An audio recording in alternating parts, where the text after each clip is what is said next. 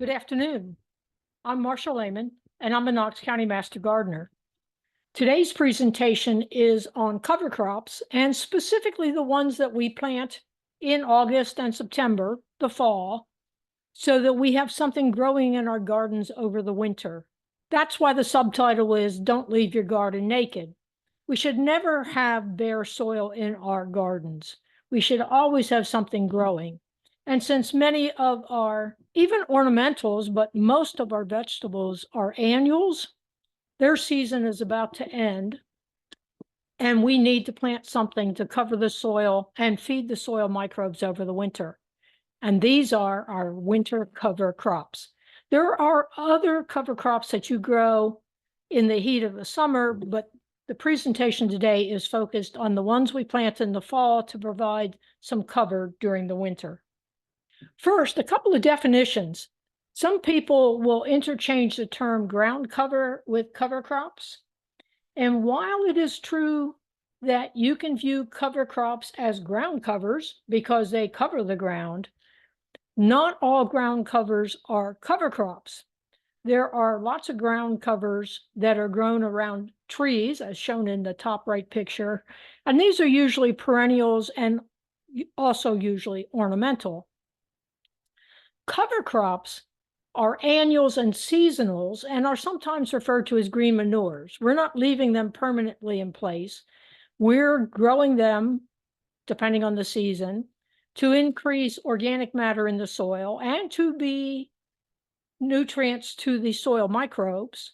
In some cases, they can be grazed by animals, whether that's your own animals, such as cattle or a horse, or if you're feeding the local wildlife like deer.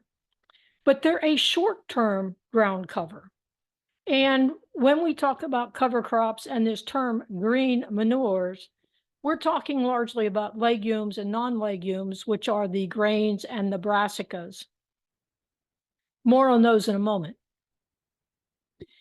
There are many, many, many benefits of cover crops, and this diagram just shows a few. You may be growing cover crops to get all of these benefits, or depending on the season, you may be growing them just for one or two, maybe three or four. There are some summer cover crops. As I mentioned earlier, we're going to focus on the winter ones, but there are some summer cover crops that are just fantastic for attracting beneficial insects. We have a lot less insect activity during the winter, so that's not really the reason we're growing the winter cover crops. We really are growing winter cover crops to feed the soil microbes. So those are some of the mycorrhizae, fungi, to put some nitrogen back in the soil. That's what our legumes do. It will certainly help suppress winter weeds. So if winter weeds have been your nemesis the last few years, give serious consideration to growing a cover crop instead of the winter weeds. The brassicas will help suppress the bad nematodes. Those are the ones often referred to as root knot nematodes. It will reduce erosion. So when we get some heavy winter rains, you will not lose any of your soil if you've got a good cover crop growing. It can help break up soil compaction. It can increase soil aggregation. And when we terminate it in the spring, we will definitely be adding organic matter back into the soil. So lots of benefits for cover crops. And again, depending on the season, you may have more or fewer of these benefits for that particular season. So what's the nutrient benefit of cover crops? In this case, I'm showing a tillage radish or a daikon radish, and we plant this in late summer, and it's pulling up lots of nutrients into the plant itself. And another comment is that some of these cover crops are in fact edible. So if you're planting daikon radish as a cover crop, by all means, feel free to pull some of them. Don't pull all of them, but pull some of them and enjoy them during the winter. But the big issue is that the cover crops are feeding the soil microbes during the off season when you're not growing the other vegetables. But coming back to this tillage radish, while it's growing in late summer and fall, it is producing some greens on top and generating a very, very large root, which is edible, but then the root and the root hairs go down way further. Now, when we get a killing frost, then the foliage is going to die off on top. That stops photosynthesis. And eventually, as the spring thaw comes around, even the edible part of the radish is going to start to break down, and it's putting those nutrients back into the soil. And then we come along in late spring and start setting out our spring vegetables, and they then take up the nutrients that were left from the cover crop. We often recommend that a mix of cover crops is best. That gives us more of the benefits. And at the end of the PowerPoint, I will actually turn the camera around and we'll show you what some of these seeds, cover crop seeds, look like. This particular chart comes from Territorial Seed Company. And when you look at the PDF handout, there's one handout that gives the high points of the PowerPoint presentation. And there's a second handout, which on one side has a chart, the full chart from Territorial Seed, and a second chart from Johnny's. But in all cases, we generally recommend that you do a mix. And as a minimum, you should have 2 legumes and a grain. So when we come to the chart, over here on the top left, we have the legumes. And I put a star next to the things that are readily available in our area. So you can go into Knoxville Seed and Greenhouse and find hairy vetch and Austrian field peas and crimson clover. And then when we come down to the brassicas, you can readily find mustard seed and radish and turnips. And when we come down to the cereal grains, I am particularly partial to winter oats because they usually winter kill, and I don't have as big an issue terminating in the spring. And my second choice is a winter rye. Now, when you go in and you ask for rye, be sure that you say cereal rye or you say cover crop rye. Otherwise, they're likely to think you want just an annual rye to sow in your lawn to keep it looking green over the winter. So you don't want the rye grass, you want the rye grain. And as I say, a minimal is 2 legumes and a grain. And for a long time, I did crimson clover, hairy vetch, and winter oats. Over the years, I've expanded to sometimes putting in 3 legumes. If the Austrian field peas are readily available, I'll do the 3 that are starred here. And then I often throw in 2 of the brassicas. And my 2 would be the tillage radish, the daikon radish, and the turnips. And again, you can harvest some of the turnip greens, some of the turnip roots. You can pull some of the radishes, just don't pull all of them. And then the grains. And we'll talk about why the mix is better. What's important is in this chart, if we just take hairy vetch and we come across here, it's when to plant. And this is early autumn, but this is also one that you can grow in the summer. It will germinate at temperatures down to 55 degrees. Our soil is much warmer than that at the moment because we've had a hot summer. But that also means that you can keep sowing it a little later. Now, there are disadvantages to sowing later, and we'll talk about those in a little while. How deep to sow it? 1.5 to 2.5 inches. And here we go. Seed per 1,000 square feet. So the examples I'm going to show you is I've taken this 1 pound per 1,000 square feet and done all the calculations for 100 square feet, which is the equivalent of about 3 raised beds that are each 4 by 8 feet. So if we need 1 pound for 1,000 square feet, then we need 1/10 of a pound for 100 square feet, and that is 1.6 ounces. That's an important number to remember because it's not a lot. And again, when I show you the various seeds and making your own mix, you'll understand why the most common problem is we tend to overseed. The next column is pounds per seed per acre. I doubt that anybody watching this video is planting acreage. hardy to zone 4, so it will make it through to spring and flower in the spring and then be done. And then all these little bubbles. I really like the bubbles. The new chart that is in the PDF handout, Territorial has moved away from the bubbles, but I still like it to use in the PowerPoint. But if it's excellent, it's a solid green. So an excellent source of nitrogen, not so good at recycling that nitrogen, pretty good, very good at choking out weeds. And then coming over here, it's okay for foraging. It's really good for attracting beneficial insects in early spring.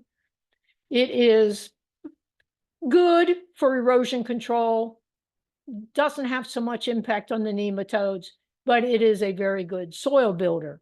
So again, I have made my choices over the year based on trying to get a good mix of really green bubbles.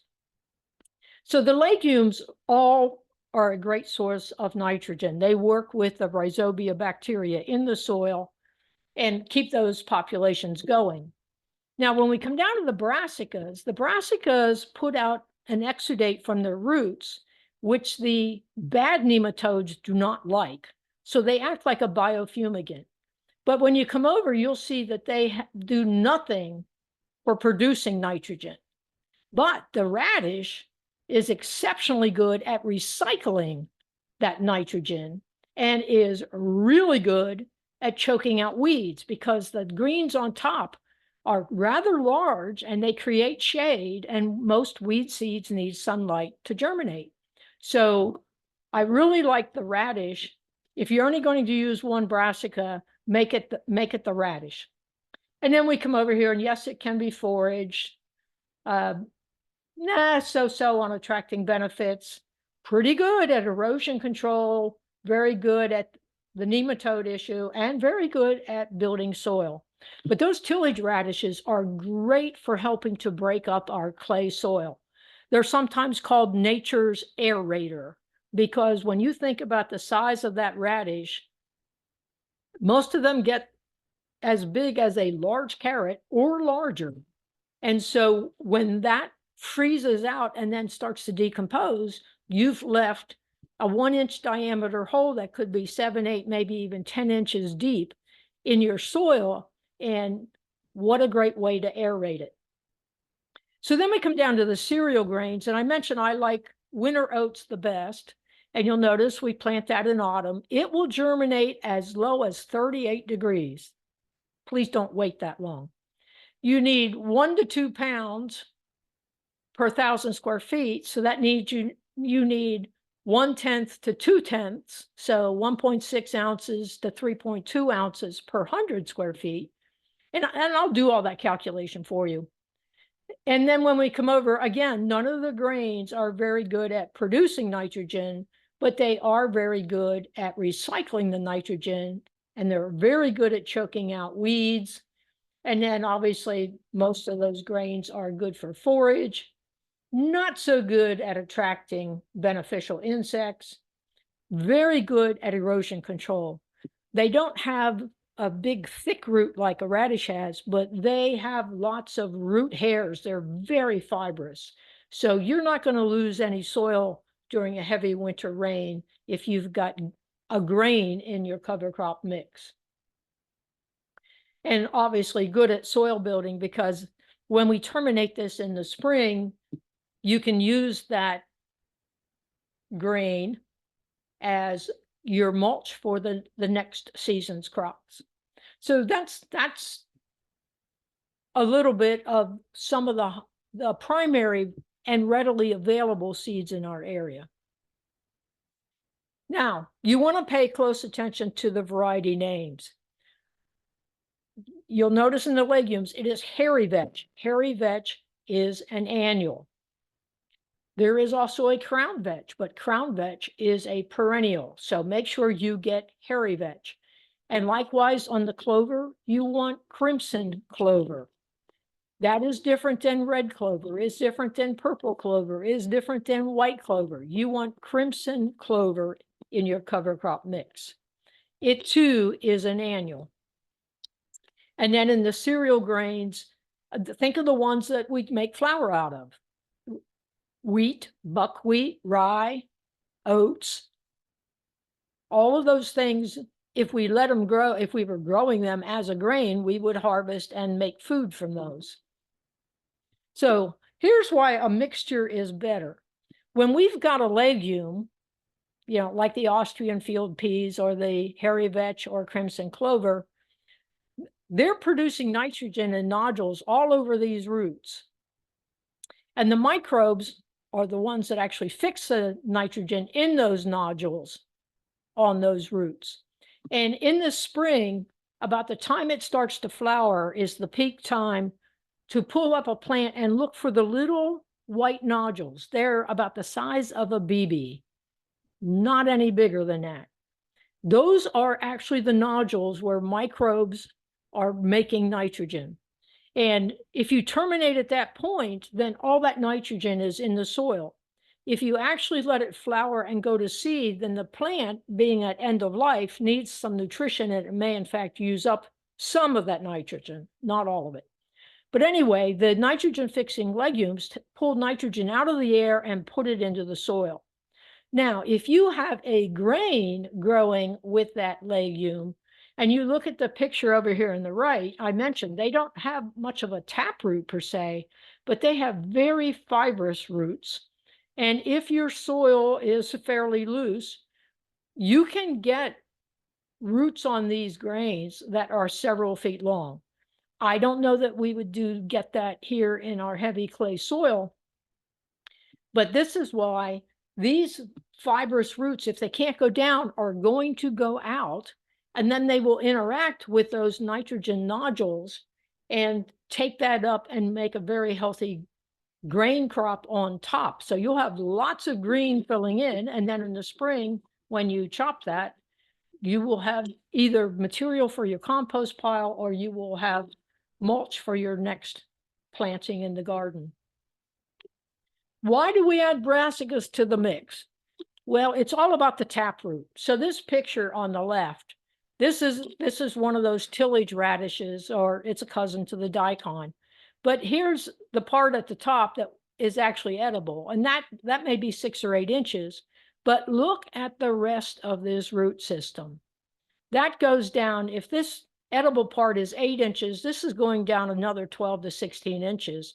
So that's going down 2 feet. That will, over time, start to break up our clay soil. And it is why this tillage radish, cousin to the daikon, is sometimes called the groundhog radish. So all the foliage on top, which can get pretty dense, if you look over here at the picture on the right, blocks the sunlight and suppresses weed germination. And you can also see why it might be called nature's aerators. And if you have ever had root knot nematodes, then you definitely want to go maybe even a little heavy on your inclusion of brassicas, because they put out chemicals in the root exudates that act as a natural biofumigant. And it's a big word called glucosinolates, but it suppresses soil-borne pathogens. And the peak content of that is when the plant is about 25% flowering stage. Now, I would tell you, I have actually let some of mine go to flower, and the pollinators love the flowers. So I tend to leave a handful of those around just for the pollinators in the spring. And yes, many of these are edible, just don't harvest all of them. So how and when to sow? We're going to sow these as we're taking veggies out of our gardens. And for me, that usually starts mid-August. And I try to get them planted 6 to 8 weeks before the first frost. Now, nobody really knows when the first frost is going to happen, but our average first frost is right at the end of October or early November. So if you back up 8 weeks from that, then you're talking about the end of August, beginning of September.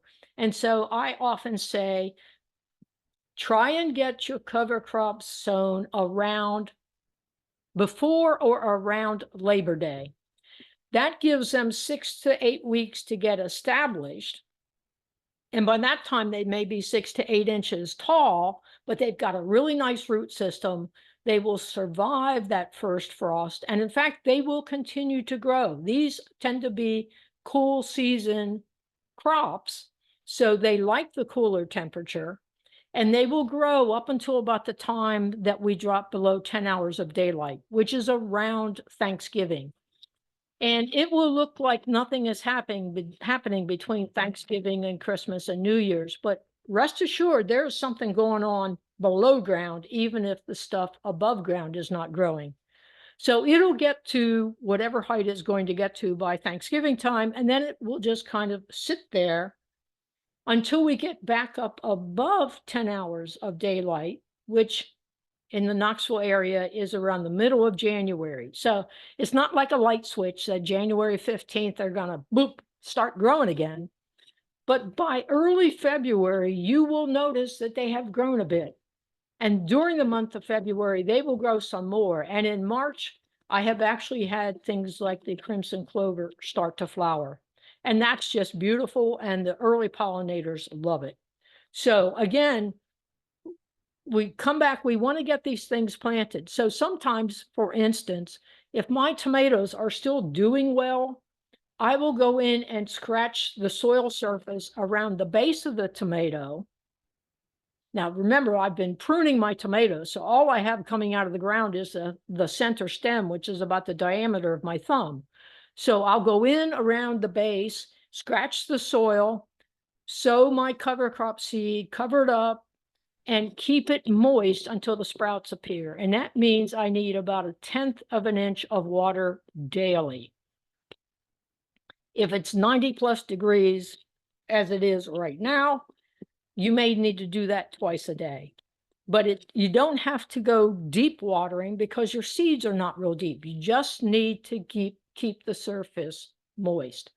Now, that's broadcasting or sprinkling, and I have my own little, and I'll show you when I show you the seeds, my own little makeshift broadcasters or sprinklers, which look much like this blue canister on the left. If you're doing a larger area, you can use one of these little hand crank things, but just realize that this will throw the seed pretty far.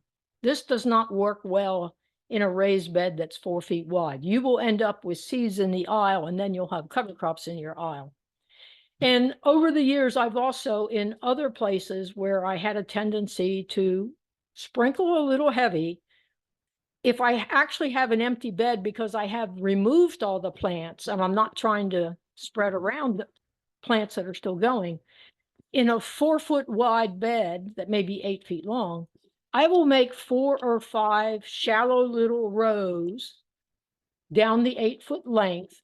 And then I will have measured my seed, and then I will sprinkle that in the 4 or 5 shallow furrows that I've made. And this is how I have avoided overseeding. It will look really sparse when it first comes up, but trust me, by spring, that whole bed will be absolutely filled with cover crops, and it will look like you had broadcast the seed and not planted it in those little rows. And if you're not a veggie gardener, yes, you can sow cover crops in ornamental beds. Now, you may want to pick some that don't get as tall and don't look quite as tangly or woolly or weedy. But for instance, crimson clover in an ornamental bed is just going to look like another flower. And in fact, I have planted it as an ornamental around the perimeter of one of my flower beds. And everybody walking by always comments on it in the spring. So yes, you can sow cover crops in ornamental beds too. How and when to terminate? Well, if you're getting ready to put out some spring plants, you want to terminate the cover crop about 3 weeks before planting. Now, what do you do if the cover crop isn't done? So, as I mentioned earlier, I like winter oats because we usually get a cold spell that will winter kill. And that's what's going on in this top right picture. This is, I don't know which particular grain. I would guess it might be oats, but there was a cold snap and the grain was killed by that cold snap. That's great, because now all I have to do is I can come in with a string trimmer and knock that down. What I really like to do, since I do a mixture of cover crops, is what I call chop and drop. I will get my manual hedge trimmers out, like these on the bottom right, and I will start at the top and start cutting in about 6-inch increments, and I just let it drop. When I'm down to the last 6 inches, rather than trying to use the hedge trimmers down next to the ground, then I will get the string trimmer out and scalp it as close to the ground as I possibly can. And in the process of scalping that last 6 inches, I'm also chopping up some of the previous increments that I took off, but I just let that lay there because I don't want bare soil, and we could still have heavy rains. So now what I have is a nice layer of mulch on top of my bed. And this is really great when your next crop is going to be tomatoes or peppers, because you just leave that mulch laying there. And when in late April or early May, you are ready to transplant your tomatoes and peppers, you go out and you pull back the mulch, dig your hole, set in your transplant, pull the mulch back up close to the plant, but don't touch the stem. And now you've got your tomatoes and peppers mulched, and you're not going to have very many weeds all summer. Now, if you're planting something else and you don't want that mulch there, or you want to remove the mulch temporarily and put it back, or you can go add this cover crop residue to your compost pile. If it is already dead and dried, you can lightly till. I hesitate to say till, but you can lightly blend it into the soil to help break up our heavy clay and to add some organic matter into the soil.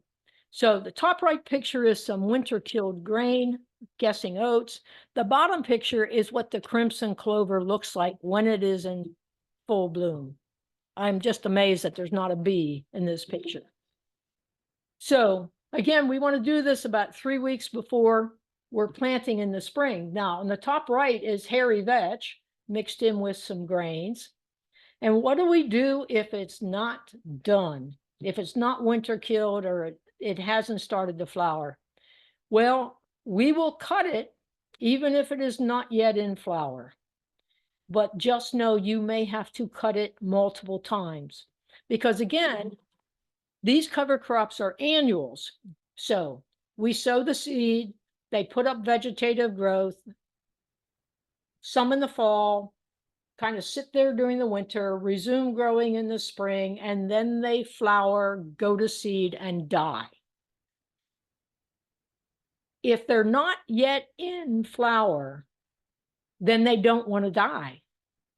So they will try to grow again. And this is especially true on the grains. So this is why we want to get them planted earlier in the fall, so that when they resume growing in the spring, they're much closer to that flowering stage. Once they've started to flower, they know it's end of life for them. And so once they're in flower and you can cut them, they are not going to regrow. So if they're not yet flowering and you need to clear the area, just know that you may have to cut multiple times. And as I learned one year, I covered every bed with cover crops. And then in the spring, when I was ready to plant some carrots and beets and radishes, it was, oh, I can't just do chop and drop. I've got to pull all these and remove the roots so that they don't compete with my carrots, beets, and radishes. So I have learned in the fall to mark which beds are going to get carrots, beets, and radishes in the spring. And those areas just get a nice layer of leaf mulch and not cover crop. So if you sow cover crops in a place that you want to grow a root crop in the spring, know that you're going to have to do a little more work. So what can go wrong? In a good year, everything goes great, but you might be late planting. Your tomatoes and peppers and squash are still going strong and you don't want to yank them. So you can try broadcasting around them. Or, life may just get in the way and you're a little late getting things planted. Not all bad, but it will create a problem next spring. We could also have an early frost. What if that frost, you plant mid to late September and our first frost comes in mid-October? If these things have only been sown 4 weeks earlier, it's going to take a week for them to come up, and now they're only 3 weeks old, and a frost could actually kill those very young, tender plants. So again, that's why we aim for mid-August to mid-September. That way we normally get 6 to 8 weeks to get them established before our first frost. We also have to deal with all sorts of other little animals that like to eat the seed. So what I often do is take an old ratty piece of row cover. You may know it as Agribond or Remax insect barrier. And after I have seeded it, I lay that row cover directly on the ground. That's why I use a ratty old piece.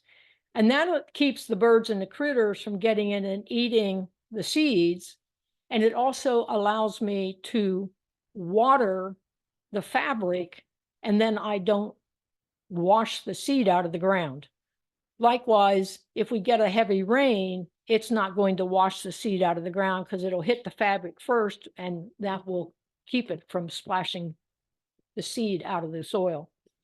And we may just have weather conditions that result in poor germination. And again, 90-degree temperatures, as we're having right now, is a tough time to sow cover crop. Now, the other thing that could happen is we could have a really mild winter and none of those grains experience the winter kill. In that case, you're going to have a little more work to do to knock them down in the spring. And likewise, in the spring, if winter stays cool, even though we get up above the 10 hours of daylight, if it's still really cool, these things are going to grow slowly, and so they may be a little late in starting the flowering stage. And again, if you try to cut them before they've started to flower, then they will want to grow back. They're not willing to give up. So those are just a couple of things that can go wrong. But the number one problem of anybody I've ever talked to anywhere, anytime, is I sowed it too heavily. And I did it too. I did it the first year. The second year, I reduced the amount I was sowing, and it was still too heavy. And it took me 3 or 4 years before I finally figured out that I really don't need very much seed, and I better weigh it. So if you've got a nice kitchen scale that does ounces as well as grams, and you know that 1 ounce is 28 grams, when you only need 1.6 ounces, you need about 40 grams of seed. It is not much. So solutions, I mentioned, my challenge was when I broadcast, I always went too heavy. And so more recently, I've taken to sowing in these little shallow furrows. So in this top right picture, we've got a 4x4 bed, and they've marked out their square foot. So you wouldn't do every place as a string, but you would make a furrow here, a furrow here, a furrow here, and sow your seeds in that little furrow rather than broadcasting. If you're not ready to yank things like tomatoes and peppers, then try and sow the cover crop under them while they are still growing. And then when you are removing your tomatoes and peppers, don't pull them out by the roots unless they're diseased. If they're not diseased, snip that stem, 4 to 6 inches above the ground. So in the spring, you have a handle to pull it out, but just snip that stem 4 to 6 inches above the ground and remove all the foliage as you're taking out the tomatoes and peppers, but leave the roots in the ground unless you had a lot of disease. If we have an early frost, well, that's why I try to get mine in the ground by Labor Day. If you've got an issue with birds and critters, then cover it up with some row cover, and that's what we've got here. And you can see they've got it weighted down with a board along the side and some rocks on that side. That's just a piece of row cover over the top. And then, as I say, you can water right through the fabric. For germination, one of the benefits of using a mixture of legumes, brassicas, and grains is that it is rare that nothing germinates. What you may find is, gee, this year the hairy vetch didn't germinate well, but the crimson clover did, and the oats did, and the radish did. So using a mix, you'll always get something to germinate, and the key is to keep it moist. If we have a really mild winter and we don't get the winter kill, then yeah, you may have a little bit more work in the spring. And again, if spring is a little late, or the flowering is a little late because we planted a little late, just know it's going to grow back after you cut it, and you may have to cut it more than once. These two are the tough ones, and you just have to prepare for a little extra work in the spring. With that, I've got here a picture, cereal grains. Again, I'm partial to the winter oats in particular, and then if you can find a winter rye. In the center is crimson clover, which is one of my favorite legumes, along with hairy vetch and Austrian field peas. And on the right is this tillage radish or daikon radish as a brassica. And again, if you've got questions, you can always call Ask a Master Gardener at this phone number. You can call the extension helpline. You can check out our website and our Facebook page where you can post questions. And this concludes the PowerPoint, and now we'll shift over to where I can show you what some of the seeds look like and what the amount looks like that you might need for a raised bed. During the presentation, there was a slide that showed the little hand crank spreader as well as a little blue canister that had holes in the lid. Here is my homemade one. And I started when I was using some of the smaller seeds and just made 1/8" holes. What you'll find is as you move up and you start to use something like the Austrian field peas, they won't come through a 1/8" hole. So I have moved up and now I use a 1/4" hole. But you can take just about any plastic container, you drill some holes in the top, and now you've got your own shaker, your own seed sower. You don't have to go buy one from Amazon. So this is just an old instant coffee container. You could use an old peanut butter container. Anything, I would recommend plastic. And one other comment I would make is you probably do want to tape the lid. I have known a few volunteers who got pretty vigorous in shaking going down a 70-foot long row, and the lid actually vibrated loose. And then of course we had a big dump of cover crop seed on the ground. So you can have a little fun with cover crops too. So now we tend to tape the lid close so that that doesn't happen. What I have here is a collection of some of my favorite cover crop seeds, and part of what makes them my favorite is that they're readily available. So let me just run through some of these. These are ones that I would plant in the fall for my winter cover crop. So I'll start here with cowpeas. Cowpeas have that distinctive dark mark on them, and they get planted at the rate of about 5 ounces per 100 square feet. And this is 5 ounces of cowpea. Then, sticking with the legumes, this is crimson clover. It often comes pelletized. In this case, it is pelletized, which is why it looks pink. And in another year, it was pelletized and it looked white. So don't panic. Read the label. It will tell you how much of the weight of the package is actual seed versus the pellet material. And you'll need to adjust for that. On the crimson clover, we need 2 to 3 ounces per 100 square feet. This is 2 to 3 ounces. Another legume that I mentioned was the hairy vetch.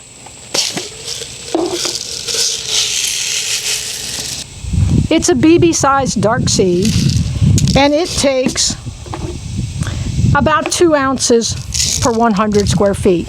Again, you'll find all these amounts on those 2 handouts, so be sure you look at those. But this is 2 ounces of the hairy vetch. So there's 3 of the legumes. The 4th is Austrian field peas. These are probably the biggest seeds that you will sow. They're also round, but they are bigger than a BB. These take about 4 ounces per 100 square feet. And this is 4 ounces of Austrian field peas. So there's 4 legumes. Recommend you use at least 2 of those, but all 4 are readily available. Then we come into the grains. And I mentioned that oats are my favorite. These get sowed at 4 to 5 ounces per 100 square feet. You'll notice the volume looks a little greater, but part of the reason for that is it still has the husk and the hull on it. So if we had harvested these and they were going to a mill, that husk would be removed, the oats would get parboiled and then rolled, and that's where you get your oatmeal. But we're not doing that, we're planting a cover crop. So they're fairly lightweight, so volume-wise, it looks like a lot. This is about 4.5 ounces. That's enough for 100 square feet. Then my second choice in grain was rye. It too needs about 5 ounces per 100 square feet. It does not have as much of a hull or a husk on it as the oats. It's a little heavier, a little denser, but it looks different. It does not look like the oats, and it's a little bigger than what wheat would look like. But I think, as I mentioned, wheat doesn't really go to seed until later in the summer, and so it is very hard to terminate. So stick with oats and or rye on your grains. That leaves us with the brassicas. And here I've got the 2 that I use most commonly, and that is the daikon radish, or the tillage radish, and we need 1 ounce per 100 square feet. It is about the size of the same radish seeds that you would plant in your vegetable garden. And as we mentioned in the presentation, these are edible. Just don't pull all of them. Leave some of them there to do their cover crop work. So that's the tillage radish or daikon radish. Last but not least, the mighty little mustard seed. 1 ounce per 100 square feet. This is probably the smallest seed you will plant.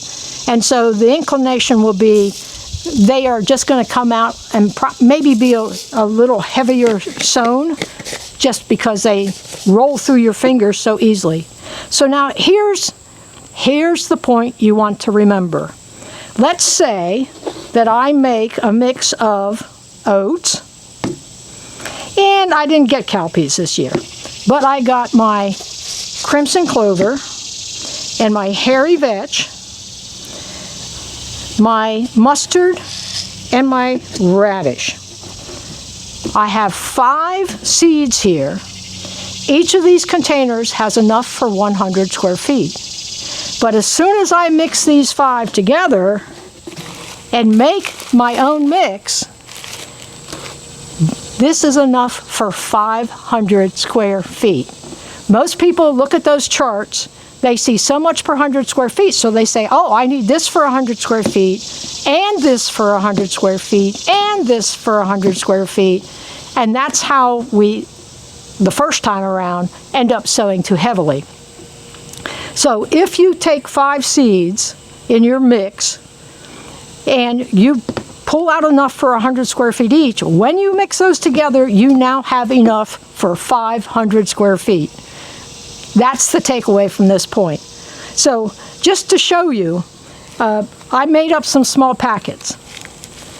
This little packet is about 1.5 inches by 3 inches, and it has my 5-seed mix in it, and it takes just about 1 ounce, and this would sow a single 4x8 raised bed. So when you think about 4x8 foot raised bed, 32 square feet, this little packet is all you need for one bed.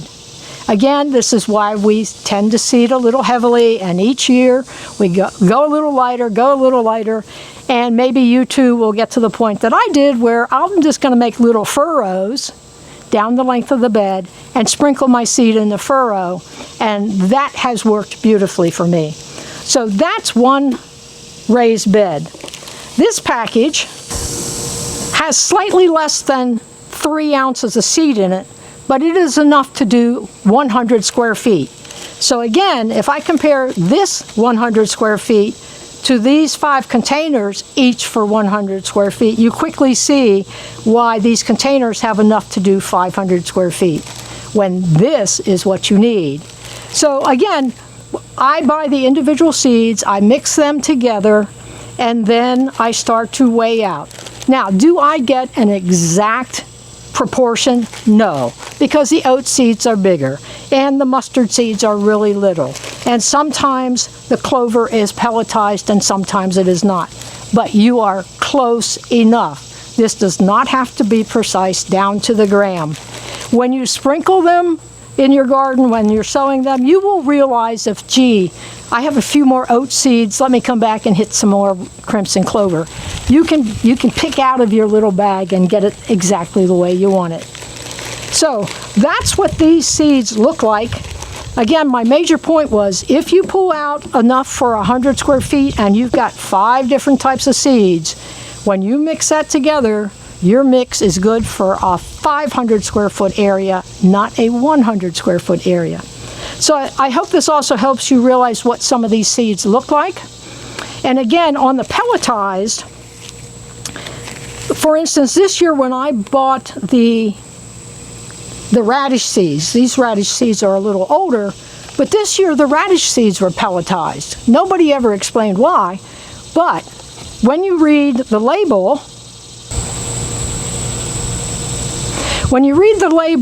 you want to pay close attention to the information on the label. So this tells me this is a daikon radish and its germination rate is 90%. Generally, if it's newer seed, it has to be 90% or better. It was coated, so it tells me pure seed is 64% and the coating material was 34%. So when I did my mix, I went a little heavier on the radishes because the coating doesn't count. It's the weight of the seeds. And you can do the same thing if the crimson clover is pelletized. Sometimes it is, sometimes it is not. This was the first time that I had seen pelletized radish seed. Not exactly an endorsement or recommendation of Knoxville Seed and Greenhouse, but they are local. They do carry these individual seeds. You can find pre-made mixes sometimes in a retail store, but they won't have a 5-seed mix. The most common mix I have seen in retail was a combination of pea and oats. So the pea is the legume, the oats are your grain. I would never go less than that.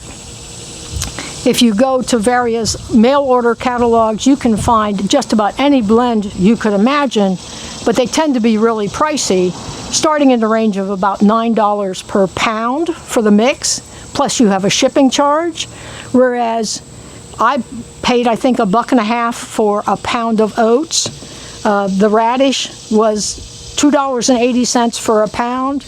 Crimson clover was a little over $3.